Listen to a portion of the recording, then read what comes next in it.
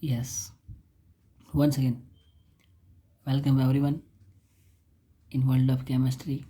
And in our previous session, we have start the hybridization, સંકરણ and ગયા સેશનની અંદર વિવિધ પ્રકારના સંકરણોની આપણે ચર્ચા કરી હતી.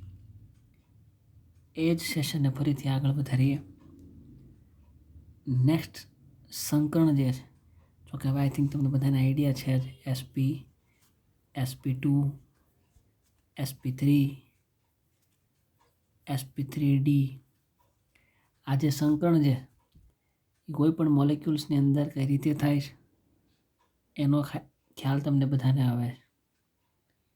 નેક્સ્ટ સંકરણ જે આપણે આજે ડિસ્કસ કરવાનું છે એ સંકરણ છે SP3D2, that is SP3D2 hybridisation. આ હાઇબ્રિડાઇઝેશનની અંદર એક S કક્ષક, 3 P કક્ષક, એટલે અહીંયા P3 લખેલું છે, અને 2 D કક્ષક, એમ ટોટલ 3 અને 1 4 અને 2 5, એમ 5 કક્ષકોના સંમિશ્રણથી નવી કક્ષકો મળે છે, નવી સંકૃત કક્ષકો મળે છે, અને એ એકબીજા સાથે જોડાઈને SP3D2 હાઇબ્રિડાઇઝેશન જે છે એ બનાવે છે. તો 5 કક્ષકોના સંમિશ્રણથી જે સંકરણ બને એને આપણે SP3D2 હાઇબ્રિડાઇઝેશન કહીએ છીએ. 2 D કક્ષક, 3 P, સોરી 3 ને 2 5 ને 6, યસ સોરી 6 કક્ષકો, 2 D, 3 અને 2 5 અને એક S કક્ષક, એમ 6, 3 ને 2 5 ને 6, ઓકે. એમ 6 કક્ષકોના મિશ્રણથી નવી જે 6 સંકર કક્ષકો મળે એના દ્વારા SP3D2 હાઇબ્રિડાઇઝેશન જે છે જોવા મળે. એનું example with the example, very famous example, that is the SF6 sulphur hexafluoride. આનું નામ આપણે આવું આપી શકીએ. આની અંદર કેન્દ્રસ્થ પરમાણુ જે છે એ સલ્ફર છે. સલ્ફરનો પરમાણુ ક્રમાંક આપણને બધાને ખ્યાલ છે 16. એની ઇલેક્ટ્રોનિક રચના જો લખીએ તો નિયોન 3s2 3p. અચ્છા, આ જે પી કક્ષક જે છે એમાં 3 પી કક્ષકો છે, એની અંદર px, py અને pz હશે. તો અલ્ટિમેટલી પીની અંદર લખવું એના કરતાં એક પછી એક px, py, pzની અંદર લખવું હોય તો પણ આપણે લખી શકીએ. ફોર એક્ઝામ્પલ, સિમ્પલ લખવું તો લખી શકીએ 3p4, 3s2 3p4, બરોબર. પણ SPDFના px, pyમાં લખવું હોય તો એને આપણે લખી શકીએ neon 3s2 3px2 3py1 and 3pz1. કેમ આની અંદર 2x માં આ બધામાં 1 તો એના માટે આપણે જ્યારે ગ્રાઉન્ડ સ્ટેટ એટલે કે ભૂમિ અવસ્થામાં જ્યારે સલ્ફરને દોરીએ ત્યારે આપણે આવું લખી શકીએ નિયોન 3s2 3p4. એનો મતલબ આ જે 3s જે છે એની અંદર 2 ઇલેક્ટ્રોન્સ આવેલા છે. 3p4ની જો વાત કરીએ તો આ પી કક્ષક છે, 3p કક્ષક, એમાં 4 ઇલેક્ટ્રોન્સ એટલે 1 2 3 અને ચોથો ઇલેક્ટ્રોન અહીંયા આવે. આ છે px, py, pz આપણા માટે. સો px, py, pz છે અલ્ટિમેટલી p ઓર્બિટલ છે પણ 3p છે. દેટ્સ વાય આને કહીશું આપણે 3px, 3py, 3pz. એટલે અહીંયા આપણે એવું લખ્યું 3px2 2 ઇલેક્ટ્રોન હોવાથી, then 3py1, 3pz1 આ રીતે પણ લખી શકીએ. તો સંયોજકતા બંધનવાદ અનુસાર આ ઇલેક્ટ્રોન્સ કેન્દ્રસ્થ પરમાણુ પાસે એના સરાઉન્ડિંગ એટમમાંથી આવતા ઇલેક્ટ્રોનને સમાવવા માટેની પૂરતી કક્ષકો હોવી જોઈએ, એની ઉર્જા સમાન હોવી જોઈએ, એની દિશા પણ જે છે એ સમાન હોવી જોઈએ. પણ એટ પ્રેઝન્ટ અત્યારે જે આ સલ્ફરની જૂની કક્ષકો જે છે એના પાસે એવી પોસિબિલિટી નથી કે તે બહારથી આવતા ઇલેક્ટ્રોનને પોતાની અંદર સમાવી શકે. તો એ જે ફ્લોરિન જે છે જ્યારે આની સાથે જોડાવા આવશે ત્યારે આ કક્ષકો સાથે બંધ બનાવી શકશે એમ નથી. તો જે સલ્ફર જે છે એની પોતાની જૂની કક્ષકોમાં એક એસ કક્ષક, 3 પી કક્ષક અને એક ડી કક્ષક. કેમ ડી કક્ષક? તો કે આપણે અહીંયા 6 ફ્લોરિનના 6 એટમ્સને આની સાથે બંધ બનાવવા માટે ભાગ લેવાના છે. તો એ કઈ રીતે મળશે? તો ગઈકાલે મેં તમને એમ કીધું હતું કે પહેલો સેલ એના સબ સેલ એક જ 1s, બીજો સેલ એમાં સબ સેલ 2s 2p, ત્રીજો સેલ એમાં સબ સેલ 3s 3p અને 3d. એ રીતના ચોથો સેલ 4s 4p 4d અને 4f. આ રીતના એ આપણને જોવા મળે છે. તો અહીંયા ત્રીજો સેલ શરૂ થઈ ગયો, it means 3s to 3p સાથે સાથે 3d છે, પણ એ કેવી છે? 0. એ મેં તમને કાલે કીધું. તો હવે આ ભૂમિ અવસ્થા, ધરા અવસ્થા, ઉત્તેજિત અવસ્થાની અંદર જ્યારે સલ્ફર, ઉત્તેજિત અવસ્થામાં આપણે જો સલ્ફર જે છે એની ઇલેક્ટ્રોનિક કન્ફિગ્યુરેશન અને આ લખવું હોય તો લખી શકીએ કે આ એક ઇલેક્ટ્રોનનું ટ્રાન્સફર જે છે એ માઇગ્રેટ થઈને ડી ઓર્બિટલમાં ગતિ કરે છે અને આ ઇલેક્ટ્રોન પણ માઇગ્રેટ થઈને ડી ઓર્બિટલમાં ગતિ કરે છે. એમ 2 ઇલેક્ટ્રોન્સ ડી ઓર્બિટલની અંદર ગતિ કરશે ઉત્તેજિત અવસ્થામાં. આ જે છે એ ધરા અવસ્થા અને આ જે છે એ હવે ઉત્તેજિત અવસ્થા. કોની? સલ્ફરની. ઉત્તેજિત અવસ્થાની અંદર આ 2 ઇલેક્ટ્રોન, એક ઇલેક્ટ્રોન અહીંયાથી માઇગ્રેટ થઈને ડીમાં, એક ઇલેક્ટ્રોન અહીંથી માઇગ્રેટ થઈને ડીમાં. તો આપણને અહીંયા જોવા મળશે 3s1, પહેલા 2 હતા, એક ઇલેક્ટ્રોન માઇગ્રેટ થઈ ગયો તો 3s1, પછી 3p, 3pમાં 4 હતા, 1 2 3 અને 4, એક ઇલેક્ટ્રોન માઇગ્રેટ થઈ ગયો અહીંથી, એટલે હવે થઈ જશે 3p 3. તો એમાં 3 ઇલેક્ટ્રોન 1 2 અને 3 અને 2 ઇલેક્ટ્રોન માઇગ્રેટ થઈને કેમાં આવે છે? ડીમાં. તો 3d, 2 ઇલેક્ટ્રોન, એક અહીંયાથી ને એક અહીંયાથી, ટોટલ 2 ઇલેક્ટ્રોન. એને આપણે દર્શાવી શકીએ 1 2 3 4 અને 5. આ પહેલો ઇલેક્ટ્રોન જે અહીંથી માઇગ્રેટ થાય અને બીજો ઇલેક્ટ્રોન જે અહીંયાથી માઇગ્રેટ થાય, એને આપણે આ રીતે દર્શાવી શકીએ. હવે એની પાસે પૂરતી કક્ષકો તો છે. કેટલી કક્ષકોની જરૂર છે? 6. કેમ? 6 ફ્લોરિનના પરમાણુ જે છે એની સાથે બંધ બનાવે છે એટલા માટે.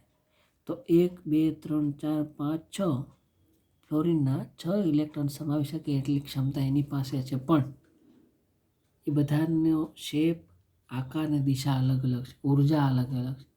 તો એ પોતાની કક્ષકોનું રીઅરેન્જમેન્ટ કરે છે. કઈ? એક S, 3 P અને 2 D. આ 3 કક્ષકોનું સંમિશ્રણ કરીને નવી કક્ષકો જે ઉત્પન્ન કરે છે એ કક્ષકો હોય છે એક S, P3 અને D2. આ નવી સંકર કક્ષકો 6, 1 2 3 4 5 અને 6.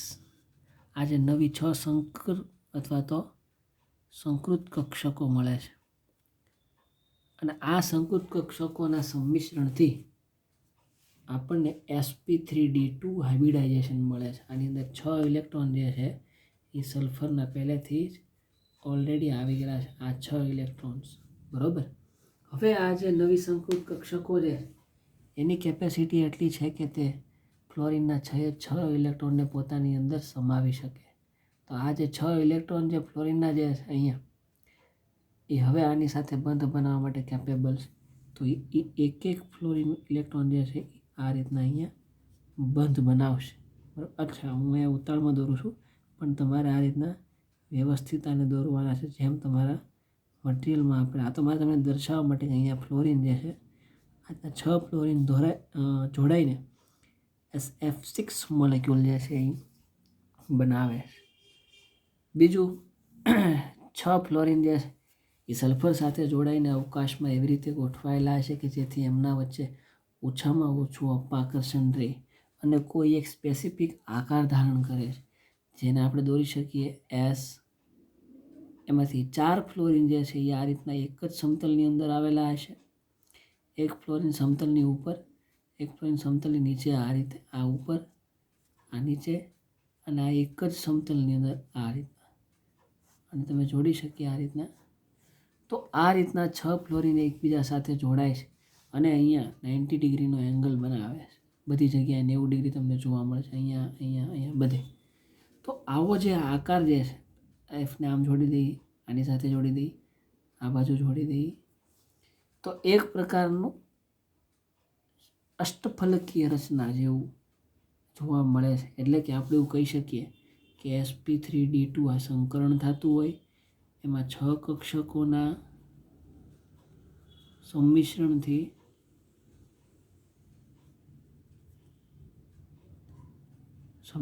આપણને આ સંકરણ મળે છે. બીજું, એનો આકાર મારે તમને કહેવો હોય તો આકાર હું કહી શકીશ અષ્ટફલકીય, એટલે કે ઓક્ટાહેડ્રલ. આ ઓક્ટાહેડ્રલ કોમ્પ્લેક્સ જે આપણે કોઓર્ડિનેશનમાં ભણ્યા હતા એની જેમ આ અષ્ટફલકીય આકાર થશે. અને જો બંધ કોણની વાત કરું હું, એમાં બંધ કોણ થશે 90 ડિગ્રી. બંધ કોણ જે છે આપણને 90 ડિગ્રીએ જોવા મળે છે. આમ SF6નો જે અણુ છે એની અંદર sp3d2 સંકરણ થાય છે અને 6 sp3d3 સંકૃત કક્ષકો છે એ બંધકારક ઇલેક્ટ્રોન યુગ્મને કારણે અપાકર્ષણ અનુભવીને, આ જે બંધકારક ઇલેક્ટ્રોન યુગ્મ આ જે ઇલેક્ટ્રોનની ભાગીદારીથી બંધ બને એટલે એ 2 ઇલેક્ટ્રોન હશે જેને આપણે બંધકારક ઇલેક્ટ્રોન યુગ્મ કહીએ છીએ. એ બંધકારક ઇલેક્ટ્રોન યુગ્મને અપાકર્ષણને લીધે એકબીજાથી શક્ય એટલા દૂર અવકાશમાં ગોઠવાય છે અને અષ્ટફલકીય આકાર ધારણ કરે છે અને બધા જ વચ્ચે 90 ડિગ્રીનો ખૂણો બનાવે છે. તો this is the example of the sp3d2 hybridization, and very simple and very nicely and very easy introduction regarding the SF6 molecules. બરાબર, SF6ની અંદર આપણને આ રીતના આખું જે કંઈ એક્સપ્લેનેશન છે એને આપણે આપી શકીએ. It is very easy. So this is all about the sp3d2 hybridization. Now next move on our next hybridization, and that is the sp3d3. આ આપણું નેક્સ્ટ સંકરણ છે. આ સંકરણને જોતા એવો ખ્યાલ આવે કે આ સંકરણ કઈ રીતે બન્યું હશે. એક S કક્ષક, 3 P કક્ષક અને 3 D કક્ષકોના સંમિશ્રણથી આ સંકરણ બન્યું હશે. ટોટલ 3 P, 3 D, 3 ને 3 6 અને એક S. ઇટ મીન્સ કે 7 કક્ષકોના સંમિશ્રણથી નવી 7 કક્ષકો મળે છે જેને આપણે સંકૃત કક્ષકો અથવા તો સંકર કક્ષકો કહીએ છીએ. અને આ 7 સંકૃત કક્ષકો છે એ કક્ષકોના સંમિશ્રણથી આપણને sp3d3 હાઇબ્રિડાઇઝેશન જે છે એ મળે. તો આની અંદર આપણે એવું કહી શકીએ કે 7 કક્ષકોના સંમિશ્રણથી બંધ બનતો છે. Let us take one example. Say for example we have IF7.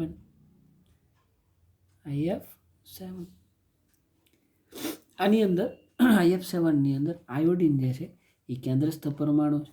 Iodine એનો પરમાણુ ક્રમાંક જે છે એ 53 થાય.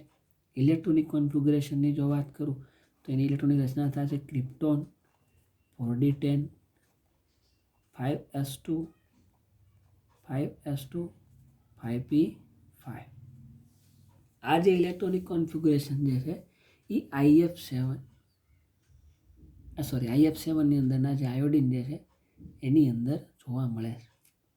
હવે જે IF7 જે છે એની અંદર 7 સહસંયોજક બંધ બને એવું આપણે કહી શકીએ અલ્ટિમેટલી. કારણ કે આપણે જેમ આગળ જોયું SF6ની અંદર 6 ફ્લોરિન સલ્ફર સાથે જોડાય છે. ઇટ મીન્સ કે it can make a 6 covalent bond, એટલે કે 6 સહસંયોજક બંધ બનાવે એવું આપણે બધા જ એક્ઝામ્પલની અંદર કહી શકીએ છીએ. બરાબર, બધા જ એક્ઝામ્પલમાં આપણે કહી શકીએ જેટલા મોલેક્યુલ્સ છે સરાઉન્ડિંગ એટમ જે છે એ બધા જ એના કેન્દ્રસ્થ પરમાણુ સાથે સહસંયોજક બંધ જે છે એનાથી જોડાયેલા હોય છે. તો સહસંયોજક બંધ બનવા માટે જેમ વેલેન્સ બોન્ડ થિયરી પ્રમાણે કે આયોડિન પાસે 7 ઇલેક્ટ્રોન સમાવી શકાય એટલી કક્ષકો હોવી જોઈએ અને એની પાછી ઉર્જા દિશા એ બધું સમાન હોવું જોઈએ, તો જ એ ફ્લોરિનના 7 ઇલેક્ટ્રોનને પોતાની અંદર સમાવી શકે, અધરવાઇઝ એની અંદર બનતા જોવા નહીં મળે. તો એના એક્સપ્લેનેશન માટે let us take reference from the valence bond theory કે આયોડિન 53 ભૂમિ અવસ્થા એટલે ધરા અવસ્થા. આ ધરા અવસ્થામાં જો આનું ઇલેક્ટ્રોનિક કન્ફિગરેશન લખેલું જ છે, એને મારે લખવું હોય તો એને હું આ રીતના લખી શકું, ક્રિપ્ટોન 4d10. ઇટ મીન્સ કે 4dની અંદર 10 ઇલેક્ટ્રોન, આમાં 10 electron 1 2 3 4 5 6 7 8 9 and 10. This is the way of filling the electrons. Okay, બાકી મને ખબર જ છે 5 છે એટલે 2 ઇલેક્ટ્રોન મોકલે 10 થઈ જાય, 2 અહીંયા 2 અહીંયા 2, પણ એ સાચી પદ્ધતિ નથી ઇલેક્ટ્રોનને દર્શાવવાની કોઈ પણ કક્ષકમાં. તેને હંમેશા આ રીતે જે મેં દોર્યું એ રીતના દર્શાવી શકાય. 5s2 એમાં 2 ઇલેક્ટ્રોન્સ જોવા મળે છે, 5s2 5p5, this is 5p5 1 2 અને 3, એમાં 5 ઇલેક્ટ્રોન જે છે એમાંથી 1 2 3 4 અને 5.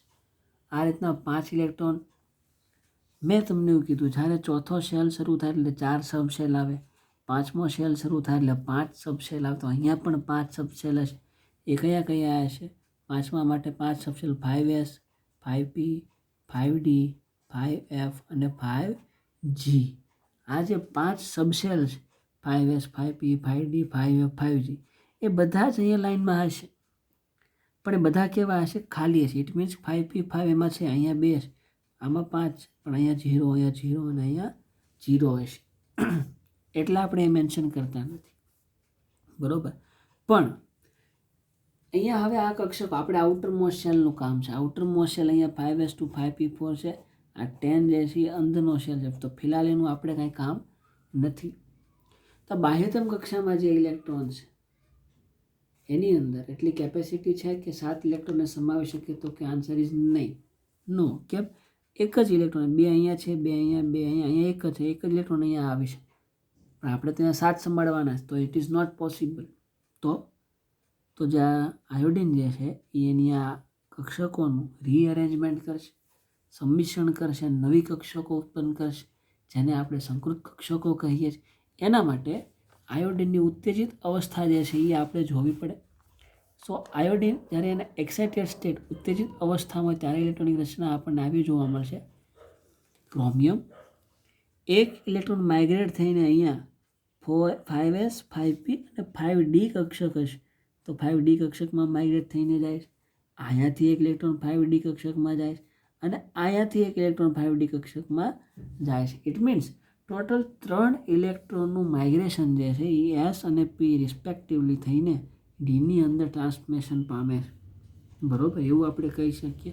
તો નવી ઇલેક્ટ્રોનિક રચના. અચ્છા, 4d10 છે, તમારે એક્ઝામમાં લખવી જરૂરી છે, પણ અહીંયા હું તમને સમજાવું છું એટલા માટે ઘડીક આને લખતો નથી. Okay, but you have two write it in એક્ઝામમાં તમારા દર્શાવવું જરૂરી છે. ઓકે, સો અહીંયા 4d છે, માની લો 4d10, માનીને આગળ 5s2, તો 5s2 નહીં રહે, હવે એમાંથી એક ઇલેક્ટ્રોન વયો ગયો છે, યસ સોરી, સો અહીંયા થઈ જશે 5s1, તો આ એક ઇલેક્ટ્રોન.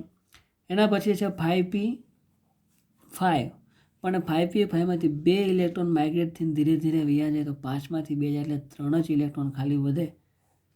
તો આ 3 ઇલેક્ટ્રોન 1 2 અને 3 અને 5d જે 0 હતી, પણ હવે એક ઇલેક્ટ્રોન અહીંયા એસમાંથી અને 2 ઇલેક્ટ્રોન અહીંયા પીમાંથી, ટોટલ 1 2 અને 3, એટલે 5d 3 ઇલેક્ટ્રોન ત્યાં જોવા મળે છે. સો 1 2 3 4 5, this is 5. આમાં 3 ઇલેક્ટ્રોન 1 2 and 3, આ રીતના 3 ઇલેક્ટ્રોન આવેલા છે. હવે આની પાસે 1 2 3 4 5 6 અને 7 કક્ષકો, એટલે કે આયોડિન પાસે હવે 7 કક્ષકો જે છે જે ખાલી છે, જેમાં એક એક ઇલેક્ટ્રોન આવી શકે એની સંભાવના પૂરેપૂરી છે. પણ આ બધા જની ઉર્જા, ગતિ અને દિશા એ બધા જે છે ડિફરન્સ જોવા મળે છે. એ બધી વસ્તુઓ સેમ નથી, જેથી આયોડિન જે એની જૂની કક્ષકોનું સંમિશ્રણ કરીને નવી 7 કક્ષકો ઉત્પન્ન કરે. એમાં એક એસ કક્ષક, 3 પી અને 3 ડી કક્ષક, એમ ટોટલ 3 ને 3 6, 6 અને 1 7, એમ 7 નવી સંકૃત કક્ષકો ઉત્પન્ન કરે અને sp3d3 હાઇબ્રિડાઇઝેશન જે છે એ બનાવે છે. સો S5s એમાંથી એક S 5p એમાંથી 3p, ઇટ મીન્સ sp3, અને d એમાંથી પણ 3 એટલે કે sp3d આ સંકરણ બનાવે. ઇટ મીન્સ જો આનો શેપ મારે કેવો હોય, આનો આકાર મારે કેવો હોય, તો એક તો sp3 hybridisation, sp3d3 hybridisation plus 6 + 7 7 કક્ષકો મળીને સંકરણ બનાવે. તો એનો આકાર પણ છે, યસ, એનો આકાર જે છે પેન્ટાગોનલ બાયપિરામિડ.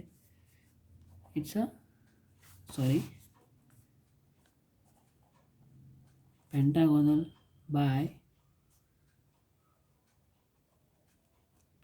બાયપિરામિડ.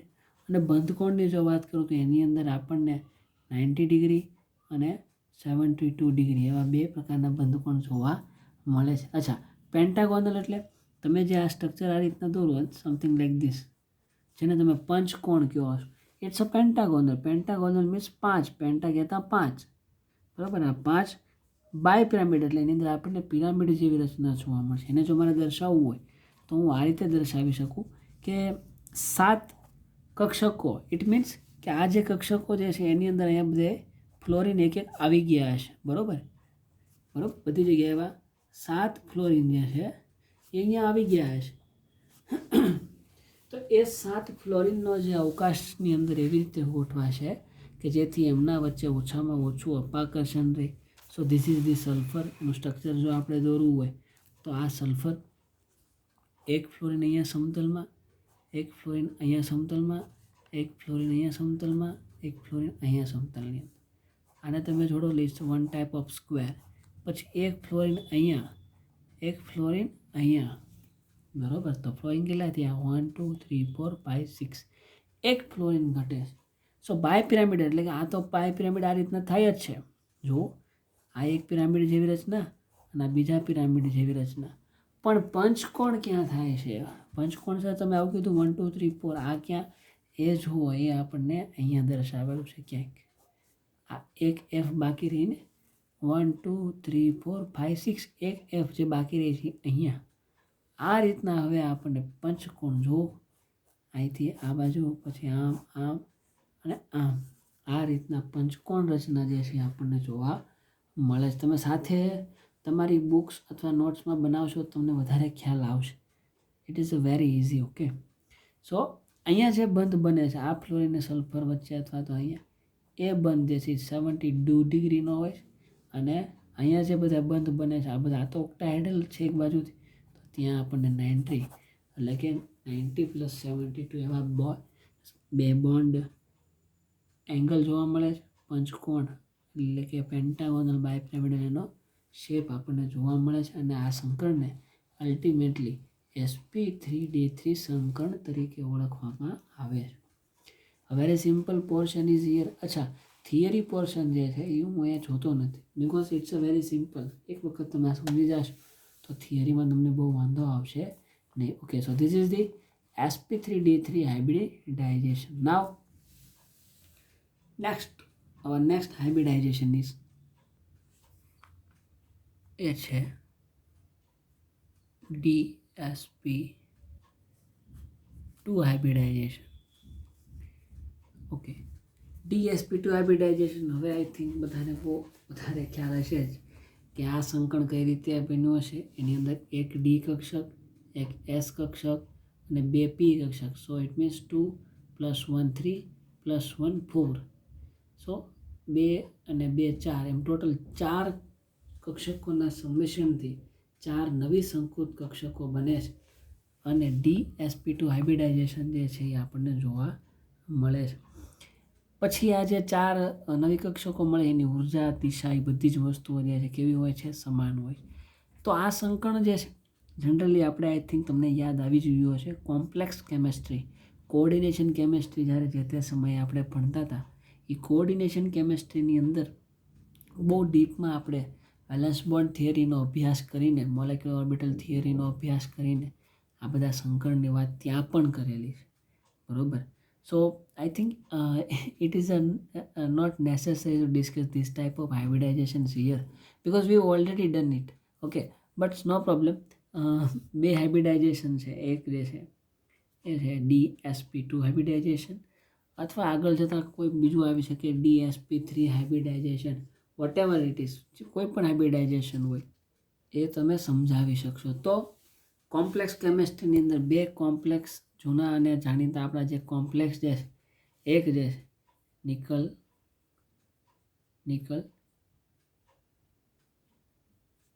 ટેટ્રાસાયનાઇડ, નિકલ ટેટ્રાસાયનાઇડ કોમ્પ્લેક્સ ઉપર -2 ચાર્જ, અને એક જે છે એ પ્લેટિનમ ટેટ્રાક્લોરાઇડ કોમ્પ્લેક્સ ઉપર -2 ચાર્જ. આ બે મોલિક્યુલની અંદર DsP2 હાઇબ્રિડાઇઝેશન જોવા મળે છે. આ બેમાંથી આ એક હું કરાવીશ, ધીસ ઇઝ યોર હોમવર્ક, અથવા તો try it with your self, બરોબર. બે એક સરખા સેમ જ છે, બરોબર. So you can try it very easily, તમને આવડશે પણ. Okay, let's move on. So first point કે આપણે આ કોમ્પ્લેક્સ જે છે એ કોમ્પ્લેક્સની અંદર DsP2 હાઇબ્રિડાઇઝેશન જોઈએ તો એના માટેનો ફર્સ્ટ સ્ટેપ અથવા તો પહેલું જ પોઈન્ટ છે ઓક્સિડેશન આંક. ઓક્સિડેશન આંક ઇટ મીન્સ ઓક્સિડેશન નંબર. આ જે ધાતુ જે છે એનો ઓક્સિડેશન આંક શું છે, તો એને ગોતવા માટે આપણે એ વખતે એક સમીકરણ આપેલું છે, metal plus XY is equal to total જે ચાર્જ હોય ને એ ટોટલ ચાર્જ. આ જે છે મેટલનો ઓક્સિડેશન આંક ગોતવા માટેનું સૂત્ર છે. એમ એટલે કે મેટલનો ઓક્સિડેશન આંક, ઇટ્સ અ મેટલ ઓક્સિડેશન આંક. એક્સ એટલે જે અહીંયા લિગેન્ડ, આ જે જોડાયેલું છે એને આપણે કહીએ છીએ લિગેન્ડ, બરોબર. એક્સ એટલે કે x is equal to ligand પરનો વીજભાર, લિગેન્ડ પરનો વીજભાર. વાય એટલે કે લિગેન્ડની સંખ્યા, અને ટોટલ ચાર્જ એટલે આ બાજુ બરાબર ને આ બાજુ કોમ્પ્લેક્સ ઉપર જે કાંઈ ચાર્જ છે એને ટોટલ ચાર્જ કહેવાય. એમ એટલે કે ઓક્સિડેશન નંબર એટલે કે ધાતુનો ઓક્સિડેશન આંક. ઓકે, તો અહીંયા આપણે હવે એમ જે છે એ ગોતવાનું છે. આપણી પાસે કોમ્પ્લેક્સ છે નિકલ CN4 ટાઈમ્સ બ્રેકેટ ઉપર -2, બરાબર. આ કોમ્પ્લેક્સ છે આપણે. આનો કોમ્પ્લેક્સમાં નિકલ જે છે એ નિકલનો ઓક્સિડેશન આંક ગણવો છે. સો નિકલ માટે અહીંયા એમ એઝ ઇટ ઇઝ રહેશે, પ્લસ એક્સ એટલે લિગેન્ડનો વીજભાર. લિગેન્ડ અહીંયા કોણ છે? સાયનાઇડ. સાયનાઇડ ઉપર કેવો ભાર હોય? -1. So here is -1. Then why એટલે કે લિગેન્ડની સંખ્યા. કેટલી સંખ્યા છે અહીંયા? વાય 4. સાયનાઇડના 4 લિગેન્ડ આવેલા છે, 4 is equal to total charge. Total charge કેટલો છે? કોમ્પ્લેક્સ ઉપર -2. આને સોલ્વ કરીએ. એમ વત્તે ઓછા 4 × 1, 4 ઇઝ ઇક્વલ ટુ -2. આ 4 માઇનસ છે, આ બાજુ એટલે પ્લસ થઈ જશે. આપણને મળશે એમ ઇઝ ઇક્વલ ટુ -2 પ્લસ 4. વિરુદ્ધ નિશાની એટલે બાદબાકી થશે, 4માંથી 2 જાય એટલે આપણને મળશે 2, અને મોટા પદની નિશાની એટલે એમ ઇઝ ઇક્વલ ટુ આપણને મળશે +2. ઇટ મીન્સ કે આપણો જે કોમ્પ્લેક્સ જે છે નિકલ CN4 ટાઈમ્સ ઉપર માઇનસ, એમાં નિકલ ધાતુ જે છે એનો ઓક્સિડેશન આંક થશે નિકલ +2, બરાબર. પહેલું સ્ટેપ આપણે આ કરવાનું છે. એક વખત ઓક્સિડેશન સ્ટેટ મળી જાય પછી આપણે ઇલેક્ટ્રોનિક કોન્ફિગરેશન ઉપર મૂવ થઈ જઈએ. બીજો સ્ટેપ છે ઇલેક્ટ્રોનિક કોન્ફિગરેશન અને વેલેન્સ બોન્ડ પદ્ધતિવાળો, કેમ આપણે બંધ બનાવવાના. સો નિકલ, હવે આપણને બધાને ખબર છે કે નિકલ જે છે એનો પરમાણુ ક્રમાંક છે 28. ઇલેક્ટ્રોનિક રચના થશે આર્ગોન 4s2 3d8, બરાબર. પણ આ તો નિકલ છે, પણ આપણને જે કોમ્પ્લેક્સ અહીંયા આપેલો છે એ કોમ્પ્લેક્સની અંદર નિકલ નથી, ઇટ્સ નિકલ +2. ઇટ મીન્સ +2 એટલે કે 2 ઇલેક્ટ્રોનનું એને દાન કરેલું છે. તો આ ઇલેક્ટ્રોનિક કોન્ફિગરેશનમાંથી પહેલાં તો 2 ઇલેક્ટ્રોન અહીંથી વયા જાય એટલે અહીંયા થઈ જશે નિકલ +2. નિકલ +2માં 2 ઇલેક્ટ્રોન જે છે એ ફોરેસમાંથી બહાર નીકળી જશે, એની ઉર્જા ઓછી છે. તેમાંથી ઇલેક્ટ્રોન બહાર જાય તો આપણને અહીંયા ખાલી મળશે આર્ગોન 3d8, કારણ કે આ +2ને દાન કરી દીધેલું છે. સો આ આર્ગોન 3d8 એ પ્રણાલી મારે દોરવી હોય તો હું આ રીતના કંઈક દોરી શકું. 1 2 3 4 and 5. એમાં 1 2 3 4 5 6 7 અને આ 8. આ જે છે નિકલ +2ની ઓર્બિટલ છે.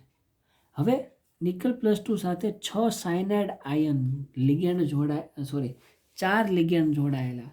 તો પહેલો પોઈન્ટ કે નિકલ પાસે એટલી ખાલી કક્ષકો હોવી જોઈએ કે જે આ સાયનાઇડમાંથી આવતા લોન પેર, આમાં ઇલેક્ટ્રોન યુગ્મની જોડી આવશે.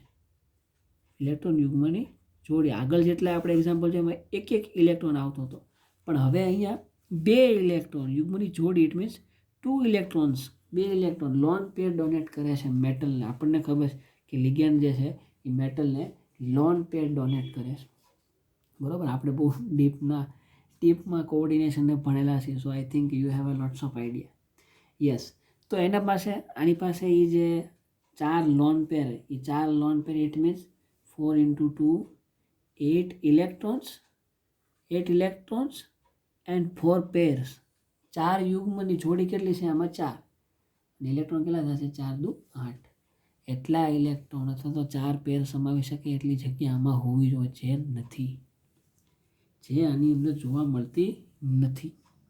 બીજું, અહીંયા એસમાંથી 2 ઇલેક્ટ્રોન વહી ગયા, ઇટ મીન્સ કે અહીંયા 4s જે છે ઓટોમેટિક કેવી છે? 0. અને મેં તમને આગળ પણ કીધેલું છે, કોઈ શેલ શરૂ થાય એટલે 4s શરૂ થયો એટલે એની સાથે સાથે 4p 4d અને 4f હશે જ, પણ એ બધા જ કેવા હશે? એમ્પ્ટી, ખાલી હશે. એનો આપણને આઈડિયા. પણ આ કક્ષકો એટ પ્રેઝન્ટ એવી પોઝિશનમાં નથી કે 4 સાયનાઇડ એટમને પોતાની અંદર સમાવી શકે. તો ઉત્તેજિત અવસ્થાની અંદર, અથવા તો આપણે એવું કહી શકીએ કે સર આ ઉત્તેજિત અવસ્થા જ નથી. Yes, it is excited state. તો હવે બંધ કેમ બનશે? તો એના માટે કોમ્પ્લેક્સ કેમિસ્ટ્રીમાં આપણે એક કોન્સેપ્ટ ભણ્યા હતા. એ કોન્સેપ્ટનું નામ હતું સ્ટ્રોંગ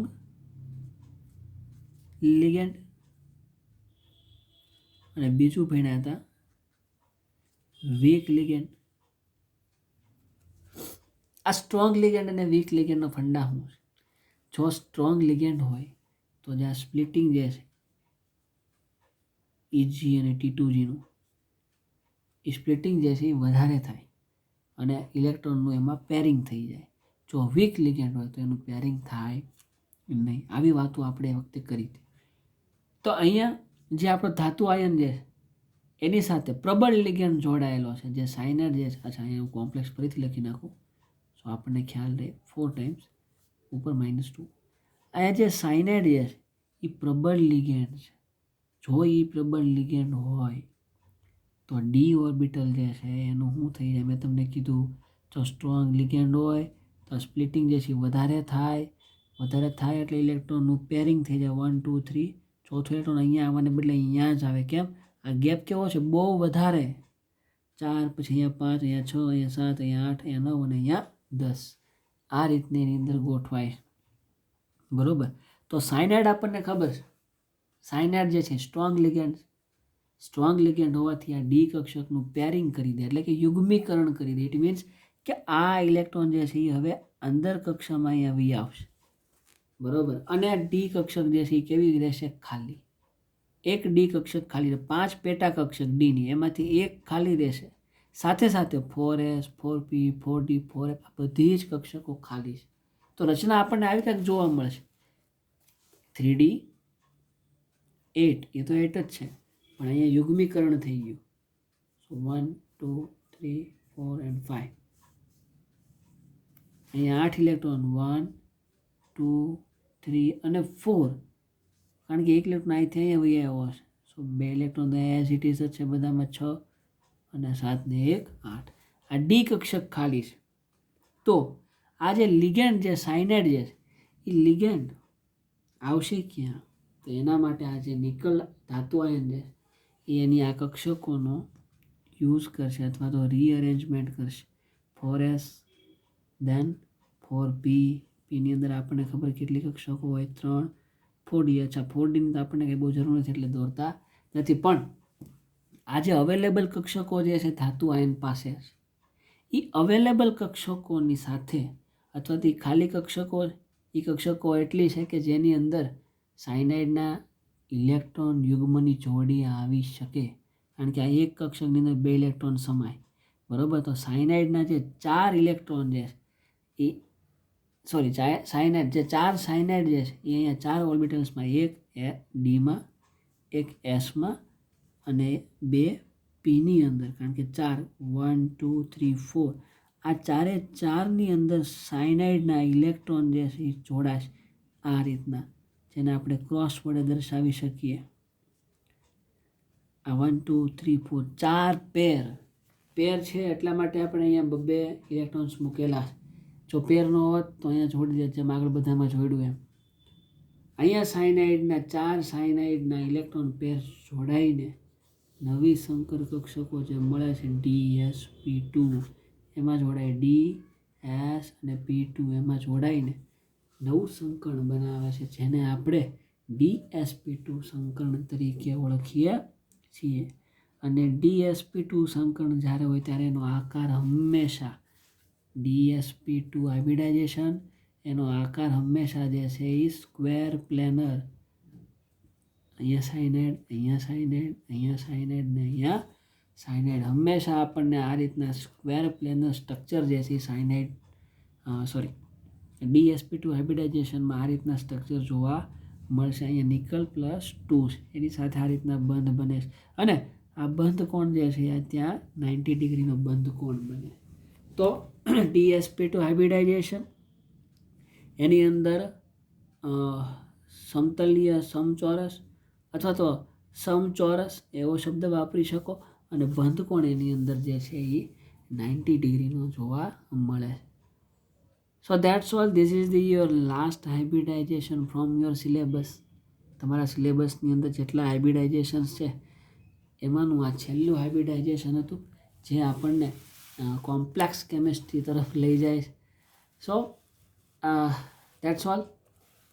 DsP2 હાઇબ્રિડાઇઝેશન. પણ આ જે પ્લેટિનમ ટેટ્રાક્લોરાઇડ જે છે એની અંદર if you have to explain the hybridisation, DsP2 hybridisation તમારે એમાં એક્સપ્લેન કરવું હોય તો same thing, same phenomena is here. બસ just very simple change is there. Oxidation આંક જે છે પ્લેટિનમમાં એ બદલાઈ જશે મે બી, બરોબર. તો પછી જે પ્રમાણે ડી સિસ્ટમ આવે, અહીંયા નિકલ +2 એટલે નિકલ +2 આપણે લીધું, એ રીતના એની ઇલેક્ટ્રોનિક કોન્ફિગ્યુરેશન મૂકીને એની એક્સાઇટેડ અવસ્થા તો એ થઈ જ ગઈ, છતાં એમાં ઇલેક્ટ્રોન સમાવવાની કેપેસિટી નથી. તો જે ખાલી ઓર્બિટલ્સ રહે એની અંદર સાયનાઇડના ઇલેક્ટ્રોન યુગ્મ અથવા તો કોઈ પણ લિગેન્ડ હોય એના ઇલેક્ટ્રોન યુગ્મની જોડી ત્યાં ડાયરેક્ટ આવીને બંધ બનાવે છે, બરોબર. સો ધેટ્સ ઓલ. હાઇબ્રિડાઇઝેશન યુનિટ જે છે મારા તરફથી hybridisation unit I try my best આજે અહીંયા આપણે કમ્પ્લીટ જાહેર કરીએ. એટલે કે તમારો જે હાઇબ્રિડાઇઝેશનનો જે પોર્શન જે છે સિલેબસ એને આપણે અહીંયા પૂરો કરીએ છીએ. Nothing else. આની અંદર બીજું આનાથી વિશેષ કાંઈ છે નહીં. If anybody have any doubts હાઇબ્રિડાઇઝેશનની અંદર તો તમે મને કહી શકો છો. હવે તમારા સિલેબસની અંદર અનધર ટોપિક જે છે એ છે વેલેન્સ બોન્ડ થિયરી અને મોલેક્યુલર ઓર્બિટલ થિયરી. સંયોજકતા બંધનવાદ અને અણુકક્ષકવાદ. તો તમને એમ થશે સર તો પહેલાં આ ભણ્યા હોત તો પછી હાઇબ્રિડાઇઝેશન, કારણ કે સંયોજકતા બંધનવાદની અંદર જે પોઈન્ટ્સ આપણે જે ધ્યાનમાં લીધા હતા એને આધારે જ સંકરણ આવે. So I think valence bond theory એક એ છે અને બીજી એક જે છે કોમ્પ્લેક્સ કેમેસ્ટ્રીની અંદર કોમ્પ્લેક્સ કેમેસ્ટ્રીની અંદર આપણે જે વેલેન્સ બોન્ડ થિયરી ભણ્યા હતા એ કોન્સેપ્ટ અને અહીંયા valence bond theory both are the very simple. Okay. So I think it is if I am discussing here, જો આને આપણે અહીંયા ડિસ્કસ તો it's I think waste of time. તો આપણે વેલેન્સ બોન્ડ થિયરી જે છે એનું આઈ પ્રોવાઈડ યુ સોફ્ટ કોપીની અંદર હું તમને જે છે મટીરિયલ પ્રોવાઈડ કરી દઈશ. Like a very simple points are there, જે આપણને બધાને ખબર છે કે હિટલર એન્ડ લંડન નામના વૈજ્ઞાનિકોએ આ વાતની રજૂઆત કરી હતી. એની અંદર જ્યારે કોઈ કક્ષક અર્ધ ભરાયેલી અથવા તો સંપૂર્ણ ભરાયેલી હોય ત્યારે એ સૌથી વધારે સ્થાયી એવું આપણે કહીએ છીએ. અને અર્ધ ભરાયેલી અથવા તો અપૂર્ણ ભરાયેલી કક્ષકો જે છે એને લીધે જ બોન્ડ ફોર્મેશન જે છે એ થાય છે. એનો આખો જે ખ્યાલ છે અથવા કક્ષકોના ઓવરલેપિંગનો જે આખો ખ્યાલ છે એ બધો આપણને આ વેલેન્સ બોન્ડ થિયરીને આધારે ખ્યાલ આવે છે. પછી અમુક જે સિદ્ધાંતો અથવા તો અમુક જે નિયમો હતા એ આ થિયરી અનફોર્ચ્યુનેટલી સમજાવી શકી નહોતી જે તે સમયે. એના પછી જે કંઈ નવો કોન્સેપ્ટ આવ્યો હતો એને આપણે અણુકક્ષકવાદ એટલે કે મોલેક્યુલર ઓર્બિટલ થિયરી કહીએ, બરોબર, એમઓટી થિયરી ટૂંકમાં એને કહેવાય. એની અંદર પણ હુન્ડ અને જે આખું ક્વોન્ટમ કેમેસ્ટ્રી અથવા તો વેવ મિકેનિક્સ તરંગયંત્ર શાસ્ત્રમાં જે કંઈ વાત કરી હતી અને આપણને એક નવા સિમ્બોલ સાય વિશે માહિતગાર કરાવ્યા, એની થોડી ઘણી વાત જે છે એ આખા મટીરિયલની અંદર છે. અને પછી વિવિધ અણુઓ માટે એને આ રીતના ડાયાગ્રામ આપ્યા હતા જેને આપણે મોલેક્યુલર ઓર્બિટલ ડાયાગ્રામ અથવા તો કોઈ પણ અણુના આણ્વીય ચિત્તાર તરીકે ઓળખીએ છીએ. આવા ઘણા બધા મોલેક્યુલ્સ, દાખલા તરીકે અત્યારે તમારી સ્ક્રીન ઉપર છે લિથિયમ એલ્યુમિનિયમ હાઇડ્રાઇડ. એના પછી તમને જોવા મળે છે હાઇડ્રોજન ફ્લોરાઇડ. એની અંદર પણ આ રીતના આણ્વીય ચિત્તાર જે છે એ આઈ થિંક આપણને બધાને દોરતા આવડે જ છે, આપણે દોરીને જ આવીએ છીએ. એના બોરોન અને નાઇટ્રોજન અણુની અંદર આણ્વીય ચિત્તાર કઈ રીતે દોરવો એ પણ એ નીચે સમજાવેલું છે. ઇન શોર્ટ આપણે આ બધા આકાર વિશે અથવા તો એમના જે આણ્વીય ચિત્તાર જે છે એને વન બાય વન જોતા જઈશું. અને છેલ્લે એટ ધ એન્ડ ઓફ સિગ્વિક જે વાત જે છે એને ધ્યાને લઈને એ જે આ આખું યુનિટ અથવા જે પોર્શન જે છે એને આપણે છેલ્લે પૂરો જાહેર કરીશું. બટ એટ પ્રેઝન્ટ સિચ્યુએશન જે તમારા આ યુનિટના પોઈન્ટ છે સંયોજકતા બંધનવાદ અને અણુકક્ષકવાદના કે સંયોજકતા બંધનવાદ અણુકક્ષકવાદના મહત્વના ખ્યાલ. So I think it is a very easy. then difference between the molecular orbital valence bond and molecular orbital theory, they are also easy. અચ્છા, આ બધાના આણ્વીય ચિત્તાર જે છે એને નો ડાઉટ આપણે જોશું નેક્સ્ટ સેશનની અંદર. અને આ જે સિગ્વિકનો સંવર્ગ બંધનવાદ જે છે, જોકે ઓલરેડી એ પણ આપણે કોમ્પ્લેક્સની અંદર જોઈને જ આવીએ, છતાં પણ એને એક વખત ફરી વખત રિવાઇઝ કરીશું. અને NH3 અને H2ઓના ઉદાહરણ દ્વારા આપણે એને વધારે મોડિફાય અથવા તો વધારે એક્સપ્લેન એની અંદર આપીશું. સો આઈ થિંક વેલેન્સ બોન્ડ અને એમઓટી થિયરી જે તમારો યુનિટ 1નો પાર્ટ બી છે, આઈ થિંક હું ન ભૂલતો હતો, તમારું જે યુનિટ 1 જે છે સિલેબસની અંદર ટ્રાન્ઝિશન એલિમેન્ટ્સ, એનો પાર્ટ બી જે છે એ છે valence bond theory and molecular orbital theory. એને પણ ઓલમોસ્ટ અહીંયા આપણે પૂર્ણ જાહેર કરીએ. નેક્સ્ટ સેશનની અંદર આઈનો આ 2 પોઈન્ટ જે છે, આ 2 પોઈન્ટ્સ અને આ ચિત્તાર, એમ ટોટલ 3 પોઈન્ટ્સને કવર કરીશું, એની પણ હું ખાતરી આપું છું. સો નેક્સ્ટ સેશન એની અંદર આપણે ચિત્તાર એન્ડ સિગ્વિક એનો કોઓર્ડિનેશન બંધ માટેનો જે ખ્યાલ છે અથવા તો ખામીઓ છે એ, અને એમોનિયા અને પાણીના એક્ઝામ્પલને વધારે ડીપમાં એક્સપ્લેન કરશું. So that's all. આજના સેશનને અહીંયા પૂરું કરીએ. I know it's a very short session, but what can I do? Your unit is over, so I think I have to stop here right now.